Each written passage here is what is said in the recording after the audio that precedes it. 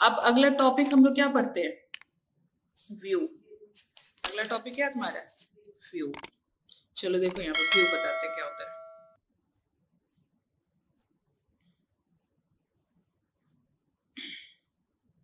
View, चलो view क्या होता है, व्यू को बोलते हैं वर्चुअल टेबल। क्या बोलते हैं, वर्चुअल टेबल। जैसे यहाँ पे हमको क्या करना होता है कि अपने रिकॉर्ड को सिक्योरिटी प्रोवाइड करना है।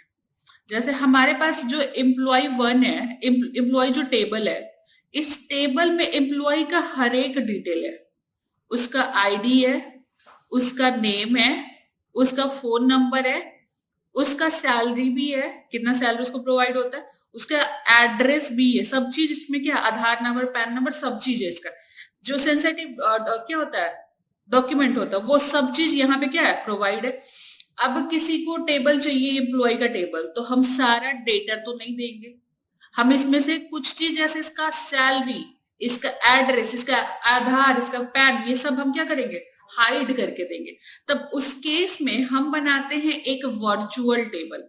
क्या बनाते हैं, वर्चुअल टेबल, जिसमें हम सेलेक्टेड कॉलम बस रखते हैं। जैसे इतना हमको डेटा हमको दिखाना है, तो हम इतना डेटा का एक वर्चुअल टेबल बना के हम वापस उसको क्या कर दिए, दिखा दिए। तो बनाते कैसे है, तो बनाने के लिए यहाँ पे यूज करते हैं क्रिएट व्यू।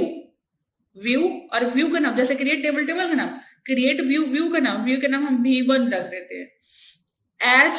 एज मतलब सेम टू सेम कॉपी जैसा कुछ हो रहा है, तो एज क्या क्या आपको कॉपी करना है, तो ये चारों चीज हमको क्या करना है, कॉपी करना है। तो यहाँ पे हम select ID comma name comma phone, बस इतना ही, सैलरी तो देना नहीं है, इतना हम क्या इन तीन इनपुट से दे दिए। फ्रॉम कहां से दे रहे हैं ये सब, तो हम ये एम्प्लॉय टेबल से दे रहे हैं, एम्प्लॉय टेबल से दे रहे। तब इस केस में क्या हुआ कि एक नया टेबल, वर्चुअल टेबल बना, जिसमें ये सारा रिकॉर्ड क्या हुआ है, स्टोर हुआ है। एक बार देखो इसको बनता है कि नहीं, पहले बनाते हैं। क्रिएट व्यू, व्यू का नाम है हमारा V1 एज सेलेक्ट, क्या क्या चाहिए हमको, सेलेक्ट आईडी चाहिए, नेम चाहिए, और हम लोग कहां से लेके आ रहे हैं, आईडी वाईडी, इसमें तो आईडी नहीं होगा। एक काम करो, पहले टेबल देख लो, Ctrl+X कर लेते हैं इसको, एम्प्लॉय से लेके आते हैं, ओके करते हैं। अच्छा, एम्प्लॉय टेबल तो डिलीट हो गया लगता है, चलो इसमें से आ जाओ। एम्प्लॉय आईडी, नेम और फोन नंबर, यही 3 चीज चाहिए था हमको, तो हम यहाँ पे आते हैं। चलो एम्प्लॉय आईडी यहाँ पे खाली लिख लेते हैं, EMP आईडी हो गया, नेम और क्या, PH नंबर। फ्रॉम किधर से लेके आ रहे हैं हम, तो एम्प्लॉय 1 से लेके आ रहे हैं। अरे Ctrl एंटर करते हैं, एक व्यू देखो बन के तैयार हो गए।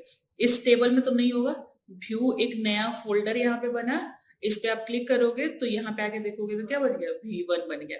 इस पे हम क्लिक करें तो हम ओके करते हैं, तो यहाँ पे पूरा V1, इसमें 3 कॉलम क्या हो गया, कॉपी करके। अब यहाँ पे तुम बात समझो कि ये जो व्यू होता है, ये तुम्हारे रिकॉर्ड को स्टोर नहीं करता है, ये हमारे रिकॉर्ड को स्टोर नहीं करता है। तब V1 में क्या था, तो V1 में एम्प्लॉय से बस शो करवाने के लिए ये एम्प्लॉय टेबल के पास गया, ये लाइन का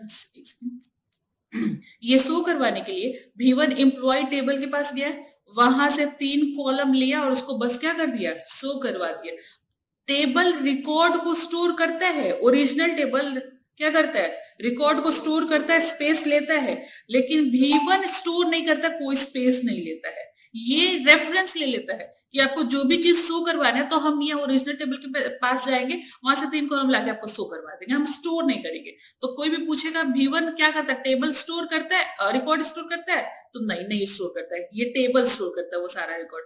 तो बात आया कि यहाँ पे आईडी, नेम और फोन नंबर, हम एक बार अपने व्यू के पास आते हैं और हमको 102 का फोन नंबर चेंज करना है, ये तो बस शो करवा रहा है, तो क्या हम इसमें कोई भी तरह का अपडेट करते हैं, तो क्या ये ओरिजिनल टेबल पे ही जाके चेंज होता है, तो बिल्कुल हाँ, वो ओरिजिनल टेबल पे ही जाके क्या होता है, चेंज होता है, क्योंकि यहाँ पे व्यू का अपना कोई डेटा नहीं है, वो लेके आ रहा है। तो यहाँ पे आप किसी भी तरह का एक्टिविटी करोगे, वो सब ओरिजिनल टेबल पे क्या होगा, परफॉर्म हो जाएगा। ओरिजिनल टेबल पे भी जो भी चेंजेस करेंगे वो हमारे व्यू पे भी क्या होगा, इफेक्ट करेगा, क्योंकि व्यू कहां से आ रहा है, एम्प्लॉय से ही आ रहा है। चलो एक बार करके देखा जाए। देखो यहाँ पे आ जाओ। 102 का हम क्या करते हैं, फोन नंबर बदलते हैं, तो बदलने के लिए क्या लगा है, अपडेट टेबल। टेबल का नाम, अपडेट टेबल नहीं, अपडेट टेबल का नाम ही होता है खाली। क्या करे, V1 ना, V1 सेट, क्या सेट करना है, तो पीएच नंबर इक्वल टू, क्या पीएच नंबर रखना है आपको, तो ऐसा कुछ पीएच नंबर रख देते हैं। चलो हो गया। वेयर जिसका ईएमपी आईडी 10 क्या हो, 2। चलो कंट्रोल इंटर, हम व्यू पे जाके एक बार चेक करें, ओके करते हैं, तो यहाँ पे इसका फोन नंबर 76 जो रखे तो वो आ गया। हम एक बार ये जहां से आया था उसके पास जाते हैं, तो EMP1 के पास, यहाँ पे भी देखो तो 76 उसका नंबर क्या हो गया, चेंज हो गया। जब इसमें व्यू में हम इंसर्ट करेंगे, वो कहाँ जाके इंसर्ट होगा, एम्प्लॉय में, दोनों में चेंजेस होगा। हम एक बार एम्प्लॉय 1 में चेंजेस करते हैं, चेक करते हैं कि व्यू में चेंज हो रहा है कि नहीं, तो यहाँ पे आ जाओ। तो क्या चेंज करना है पहले वो तो देख लो। चलो, तो जिसका 105 नाम है और एम्प्लॉय आईडी है, उसका नाम राम नहीं है, उसका नाम क्या है, राहुल है। राहुल नाम क्या करना चाहते हैं, चेंज करना चाहते हैं 105 का, तो चलो उसको अपडेट करो। लिखो अपडेट, किसको अपडेट करना है, तो एम्प्लॉय 1 को अपडेट करना है इस बार। तो एम्प्लॉय 1 क्या लिखना है, सेट नेम इक्वल टू, क्या लिखना है, राहुल, और यहाँ पे कंडीशन वेयर जिसका ईएमपी आईडी इक्वल टू क्या हो, 105। चलो तो कंट्रोल एंटर करते हैं, एक बार आ जाओ एम्प्लॉय में चेक कर लो, तो ओके करते हैं यहाँ पे, और देखो राहुल हो गया आराम से। यहाँ V1 में आते हैं, और यहाँ पे भी तो चेक करो क्या होगा, राहुल। मतलब दोनों, इससे पता चल गया कि V1 क्या कर रहा है, एम्प्लॉय से ही सारा, एम्प्लॉय 1 से ही क्या कर रहा है, रिकॉर्ड को लाके बस शो करवा रहा है। अब मेनली व्यू का यूज सिक्योरिटी पर्पस से कर रहे हैं कि हमको सारा कॉलम नहीं दिखाना है, सिलेक्टेड कॉलम दिखाना है, तो हम व्यू बना के दे दिए। दूसरा पर्पस ये भी होता है कि जब भी आपको कम्प्लेक्स क्यूरी लिखना है, तो कम्प्लेक्स क्यूरी लिखने के लिए आप उतना ज्यादा क्यूरी बार बार मत लिखो, उसका व्यू बना के रख लो। जैसे तुम लोग ये फंक्शन पर है ना, फंक्शन क्या करता है, सारा जो भी कोड रहता है एक ब्लॉक में लेके रखता है, जब भी इसको एग्जीक्यूट करवाना है तो इसको बस कॉल करना पड़ता है। वैसे ही यहाँ पे व्यू होता है, जो भी तरह का कम्प्लेक्स क्यूरी है वो सब व्यू में रखेंगे, जब भी चलाना है तो व्यू को खाली क्या करो, एग्जीक्यूट करवा दो। जैसे कि यहाँ पे आपको कोई बोला कि हमारे पास 2 टेबल है जो एक दूसरे से ज्वाइन है, कौन कौन सा था, एक स्टूडेंट एम्प्लॉय के साथ एक क्या था,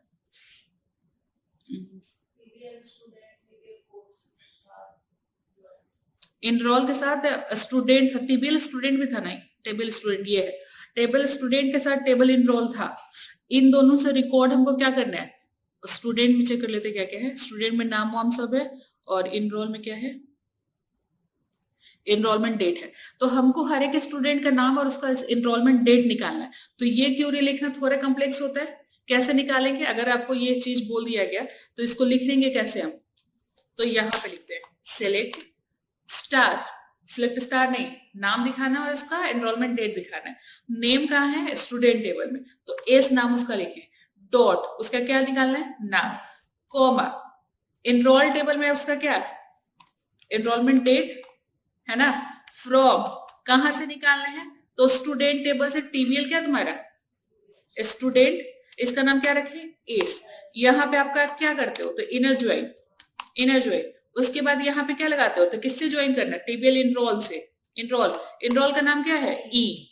उसके बाद यहाँ पे आप क्या मैच करवाते हो, वे ऑन प्राइमरी और फॉरेन की को मैच करवा देते हैं। तो एस डॉट एस आईडी इसका प्राइमरी की है, इनरोलमेंट में क्या बन गया, फॉरेन की, जिसका नाम क्या रखे, एस आईडी रखा हुआ। चलो अब करते हैं इसको कंट्रोल सी करके इंटर, तो यहाँ पे दिख रहा है। अब इतना बड़ा क्यूरी लिखने के लिए बार बार, इससे भी बड़ा हो सकता है, 3-4 टेबल से हमको क्या करना है, ज्वाइन करना है।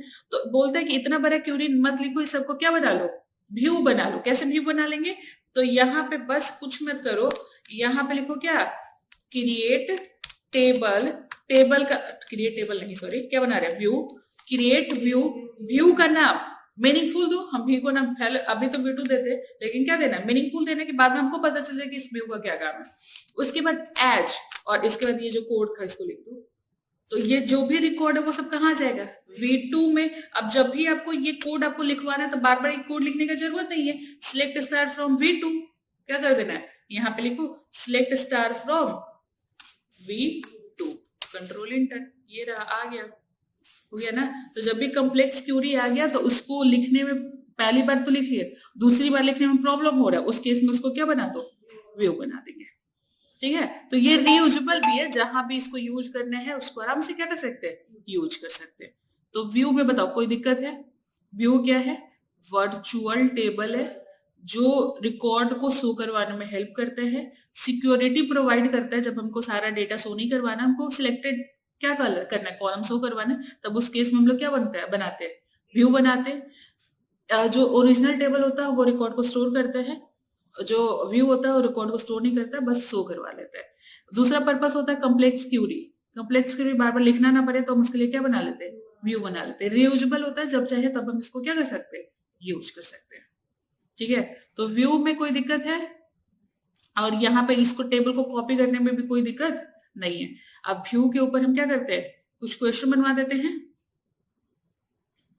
यहाँ पे आ जाओ चैट जीपीटी, और यहाँ पे थोड़ा सा क्वेश्चन निकालो।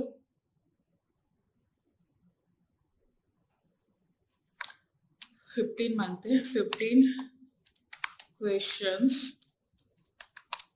On view in SQL, stay log out, ये सब थोड़ी चाहिए।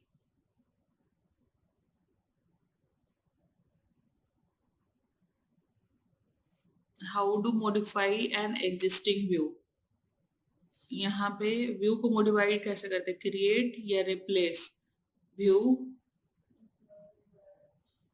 Employ views as select name salary department from, बना बनाया उसको क्या करना है, क्रिएट और रिप्लेस लगा देना है, तो बना जो पहले से बना उसको रिप्लेस कर देगा, और नया एक व्यू बना दिया, उसमें ये सब डेटा क्या कर दिया, स्टोर कर दिया। डिलीट कैसे करते हैं, तो ये जैसे टेबल डिलीट करते हैं वैसे क्या करते हैं, व्यू, जैसे ड्रॉप टेबल, टेबल का नाम, यहाँ पे ड्रॉप व्यू और क्या, व्यू का नाम, हो गया। कॉम्प्लेक्स, जैसे ये वाला चीज बता दिया, ग्रुप बाई वाला भी चीज है, ये भी बार बार लिखना पड़ता है, तो इन सबको क्या बना लो, व्यू बना लो आराम से, जब चाहे तब इसको क्या करो, एग्जीक्यूट करवा लो। यहाँ पे देखो इतना बड़ा बड़ा कोड लिखना पड़ता है एक चीज निकालने के लिए, इन सबका क्या बोल रहा है, व्यू बना लीजिए आराम से, हो गया ना। तो यही सब है, create view to display employ earning more than 50,000, कैसे बनेगा, एक ऐसा व्यू बनाना है जिसमें जिसका काम होगा ऐसे एम्प्लॉय को दिखाना है जिसका सैलरी 50,000 से क्या है, ज्यादा है। तो कैसे लिखेंगे, हाँ हाँ, सिलेक्ट एज पहले, हाँ हाँ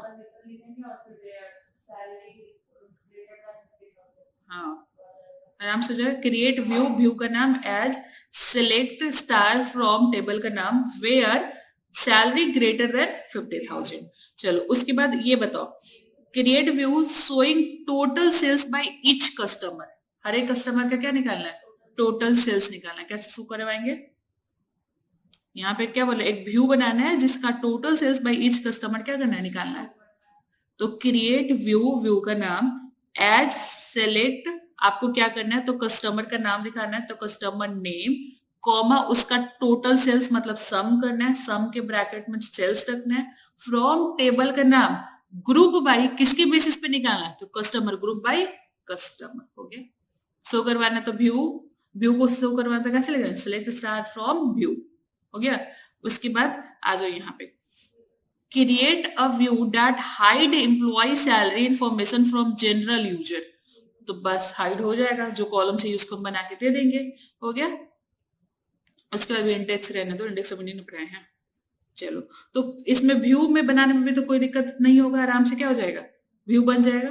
तो दो चीज है तुम्हारे क्या हो गया, कंप्लीट हो गया, जिसमें होगा तुम्हारे क्या, टेबल को कॉपी करना, दूसरा व्यू क्रिएट करना। अब एक और लास्ट क्लास लगेगा किसको पढ़ाने में, बस ये पूरा ही कंप्लीट हो गया।